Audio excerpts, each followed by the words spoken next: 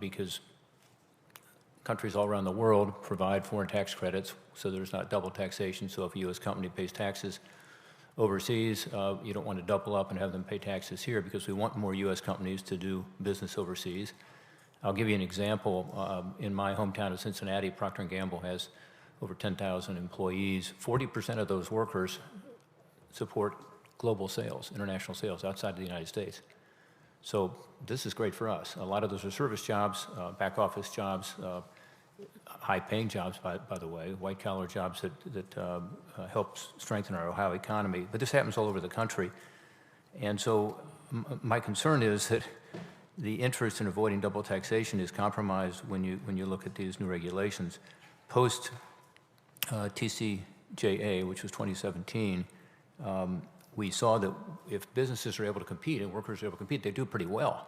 In fact, we had a lot more money come back into this country because of that, and we stopped inversions altogether, something all of us, were wringing our hands about and being very concerned about, which is companies literally becoming foreign companies to avoid the tax laws here. We stopped them, shut them down. So I think what you're doing right now with these new regulations is pulling us in the wrong direction and back to where we were not competitive. So I appreciate you've indicated you want to make changes to the cost recovery and royalty withholding portion of the rules, but I also understand that you've indicated you will not be amending the rules dealing with the creditability, the ability to take credits with regard to withholding taxes on services. And again, that's a lot of what we do in this country.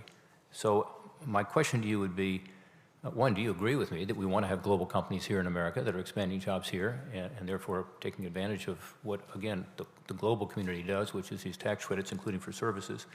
Or are we just on a different philosophical plane here? If so, that'd be helpful to know. And second, would you be willing to take a look at these regulations as they relate to services in particular to help protect jobs here and look at particularly further modifications for withholding taxes on services? So let me say first, of course, we will look at any concrete suggestions that you have and work with you. We understand that there are concerns about these regulations, and we certainly will revisit them and look at comments. But philosophically, let me say, we think that these regulations are very important to protect critical interests of the United States.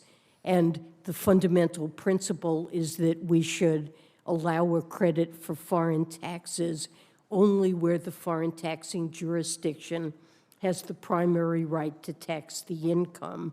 And what we're seeing around the world are new kinds of taxes, like digital service taxes, where foreign countries are essentially trying to expand their taxing jurisdiction through extraterritorial type taxes. And these are taxes that should not be entitled to take the foreign tax credit. And if we grant it, we're just encouraging countries to impose taxes that we think, in the case of digital service taxes, we've found them to be unfair trade practices. Well, Madam Secretary, let me interrupt just for a second because I have a limited time.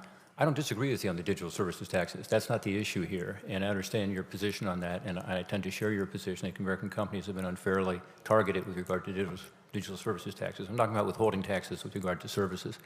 And I think it's important that we have final regulations that have received notice and comment, from American workers through American companies, because it's very different than the initial regulations in that regard. So that's the issue I'm focused on today. Well, we certainly work with you on that, and we're reaching out and understanding what the concerns are about One these idea, rules, has been floated as a one-year delay to give us a chance to actually get the notice and comment and understand it better.